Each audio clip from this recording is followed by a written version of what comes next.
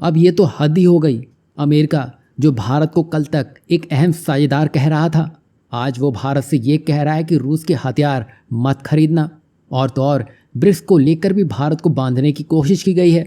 दूसरी तरफ भारत के सीडीएस यानी कि अनिल चौहान का बयान, जिसको लेकर भारत के साथ ही साथ वर्ल्ड मीडिया में हो हल्ला मच गया था, उसका जवाब चीन, पाकिस्तान, यहाँ तक कि यूरोप के मुंह में भारत ने ऐसा दे मारा है, सबकी बोलती बंद हो चुकी है।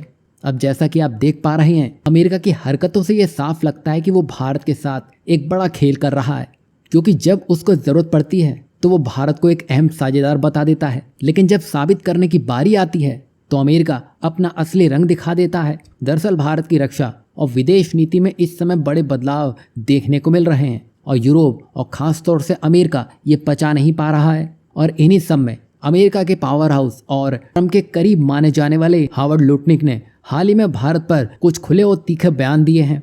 एक तरफ उन्होंने भारत की तरक्की, टैलेंट और ग्रोथ की जमकर तारीफ की है, लेकिन दूसरी तरफ कुछ ऐसे टफ कमेंट्स भी कर दिए हैं जो साफ दिखाते हैं कि अमेरिका भारत की कुछ नीतियों से खफा ज़रूर है।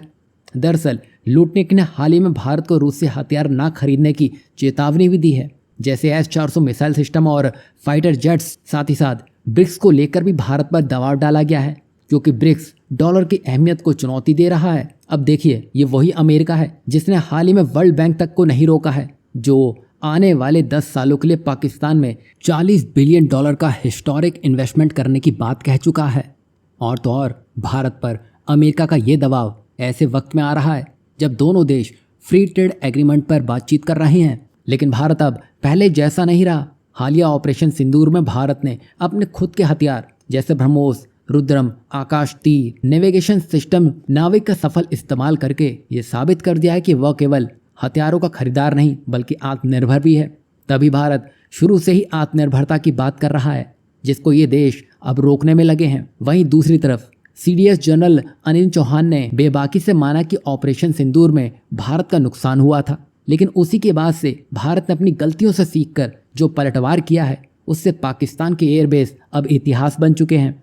अब ये बयान दिखाता है कि भारत की मिलिट्री सिर्फ ताकतवर नहीं बल्कि प्रोफेशनल और स्मार्ट भी हो चुकी है, जो हर गलती को मौका बनाकर दुश्मन को ही चौंका देती है। वहीं दूसरी तरफ पाकिस्तान J-20 खरीदने की बात कर रहा है, तो उधर एयर चीफ मार्शल ने भी साफ कह दिया है, लेने दो, हमें फ़र्क नहीं पड़ता है। उन्होंने साफ कहा है कि हम फोकस कर रहे हैं अपने गेम चेंजर एमका प्रोजेक्ट पर। और हाल ही में HAL एमका के लिए 24 भारतीय कंपनियों ने प्रस्ताव भी दिए हैं। बता दें कि HAL अब इन कंपनियों के साथ मिलकर DRDO की एरोनॉटिक्स डेवलपमेंट एजेंसी यानी कि ADA के सामने अपना कंसोर्डियम प्रस्ताव रखेगा। और जब तक एमका तैयार नहीं होता, भारत रूसी जेट्स की तरफ भी जा सकता है, क्योंकि रूस जहां बिना शर्त के डील करता है, वहीं अमेरिका हर सौदा कंडीशन अप्लाई के साथ आता है और डिले टैग तो उसमें जुड़ ही जाता है।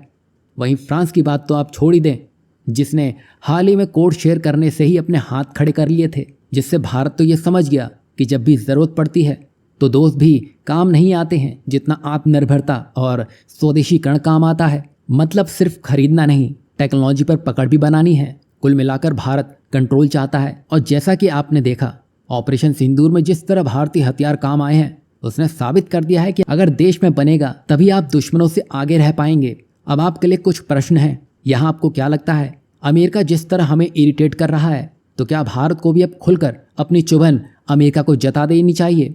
दूसरा ये कि जहां भारत एक तरफा आतंकवाद झेल रहा है और वहीं उसके उलट अमेरिका की पाकिस्तान को मदद, क्या ये डबल स्टैंडर्ड नहीं है? तो भारत को इसका जवाब किस तरह देना चाहिए? वहीं तीसरा ये कि क्या आप मानते हैं कि सीडीएस अनिल चौहान का लॉस एक्सेप्ट करना प्रोफेशनलिज्म की निशानी है या डिप्लोमेटिक गलती?